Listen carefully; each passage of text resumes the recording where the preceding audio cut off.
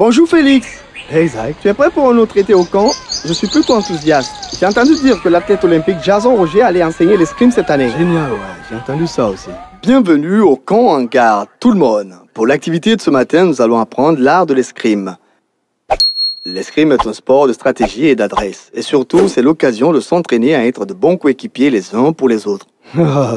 Doucement, tu vas tomber, Zach. Je suis plus fort que toi tous les jours. Ah, je déteste ça. J'ai l'impression d'être une mauviette. Écoutez les gars, il y a une toute autre façon de penser à la compétition. Il ne s'agit pas d'être des durs à cuire qui se battent les uns les autres. Il s'agit d'apprendre et de s'entraîner afin de donner le meilleur de soi-même. Zach, tu n'es pas une mauviette. Tu essayes et tu développes tes compétences chaque jour. Et Félix, c'est beaucoup mieux pour ton équipe et pour ta propre estime de soi de montrer que tu t'intéresses à tes coéquipiers et que tu les soutiens. Devions-nous réessayer? Ok, ça me paraît bien. Oh, je suis désolé d'avoir été irrespectueux, Zach. Ce n'était pas cool.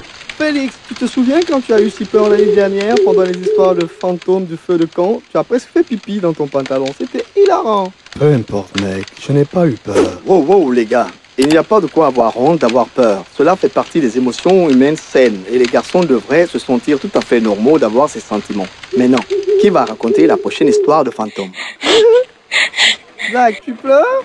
Allez, c'est juste ton colis. Tu as le mal du pays. Tu dois être un homme. Laisse-moi tranquille, Félix. Je ne pleure pas. Eh les gars, c'est tout à fait normal de pleurer quand on est triste ou contrarié lorsque la société dit aux garçons qu'ils doivent être durs et se comporter en homme et encourage les stéréotypes négatifs liés au genre. Et c'est vraiment dommageable. Tous les êtres humains éprouvent toute une gamme de sentiments et d'émotions. Il est sain et naturel que les gens les expriment quelle que soit leur identité sexuelle. Est-ce que cela a du sens? Mais non, allez-vous partager avec moi l'une de ces sucreries faites maison ou quoi? Hey Félix, qu'est-ce qu'il y a? C'est Fanta qui passe dans le canoë? Mec, je suis tellement gêné, elle est venue vers moi et m'a demandé si je voulais qu'on s'embrasse dans les bois. Et je me suis figé. J'étais tellement nerveux, je ne savais même pas quoi faire. Je pense que je l'aime bien, mais je ne suis pas sûr d'être prêt à l'embrasser. Je ne vais jamais vivre ça.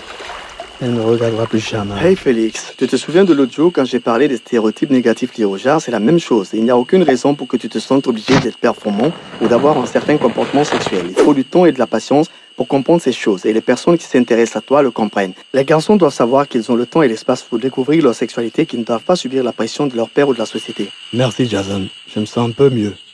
Eh bien les campeurs, c'est le dernier jour. Souvenez-vous de toutes les choses dont nous avons parlé cet été et concentrez-vous sur le fait d'être les meilleurs de vous-même. Résistez à la pression des stéréotypes sexuels négatifs et passez une bonne année scolaire. Merci Jason. À l'été prochain. Hey Zach, appelle-moi quand tu seras rentré, d'accord? Ça a l'air super Félix. Nous pourrions peut-être créer un club à l'école pour aider les autres enfants à lutter contre ces stéréotypes.